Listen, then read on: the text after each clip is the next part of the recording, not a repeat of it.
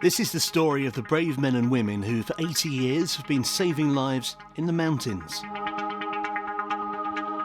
Guys, there's been an aircraft crash, can you get ready? The RAF Mountain Rescue Service, and they've given us rare access to one of their training missions, which starts off like this at their RAF Valley base. Hello, Chief Technician Houghton speaking. Good morning. A simple phone call alert to an incident. Do you know if there's any hazards on the plane and the aircraft at this time?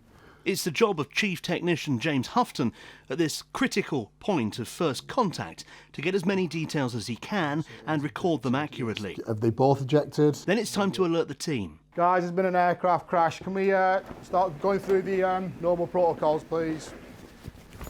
First job kit up. So off with the uniforms and on with appropriate gear for both the likely to rain they'll face and the expected weather conditions. We're held at 1 hour notice to move. To try and get all my ducks in a row, I want to get straight in my head, so I'm getting a bit of a plan together. The guys will be running around and doing all the sort of normal jobs to get everything going. I can get out the door in about 15 to 20 minutes, but for something like this, we've got to make sure we've got everything loaded. The vehicles are loaded with the right kit based on the information received. A final briefing and then... OK, let's go. This exercise involves a Hawk training jet from RAF Valley that's come down. The team have been told where one of the two on board is thought to have ejected and landed. It's a fast drive towards Holyhead Mountain. Well, we've arrived at the closest location vehicles can get to the casualty. Several things happen here now. This vehicle is turned into a communications hub, mast put up, all the comms gear got ready. Everyone else is preparing to go up this mountain, and there's map work going on to try and really locate exactly where this casualty is.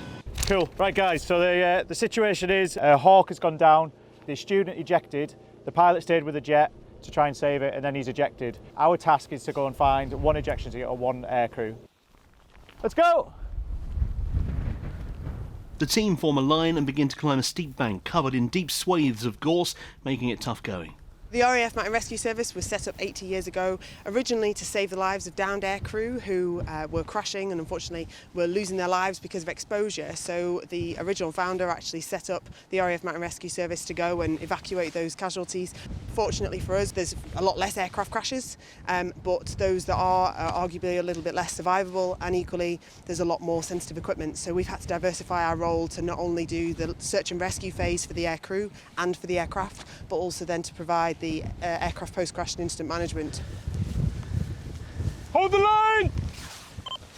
Victor Control, this is Victor Jamie, ejection seat found, wait out for grid. Now in a real situation, this ejector seat will be guarded. A cordon with some of the personnel will be set up to stop members of the public coming near because it could still have explosive potential. The rest of the team, though, will continue their search for the pilot.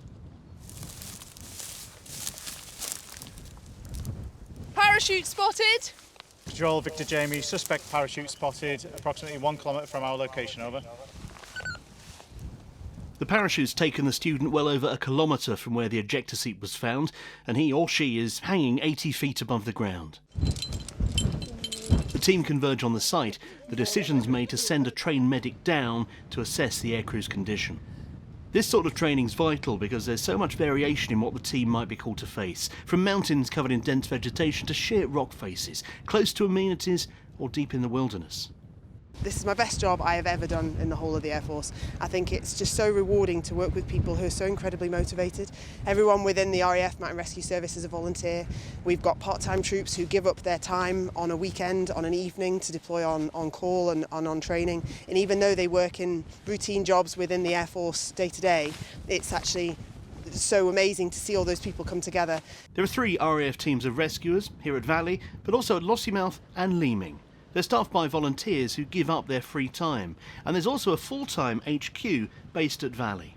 The highs, I guess, would be the actual, when you go out and physically do the search for missing people or for the aircraft or for the pilots that go missing or the service personnel that go missing. And once you actually come back and you actually find and have a find, no better feeling. The lows are, you don't find some, and you don't get the answers that you want for the families.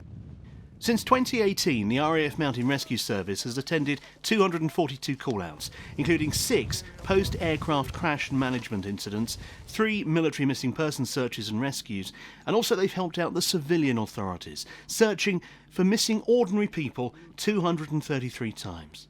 It's a vital service, conducted with absolute dedication, and it really does save lives.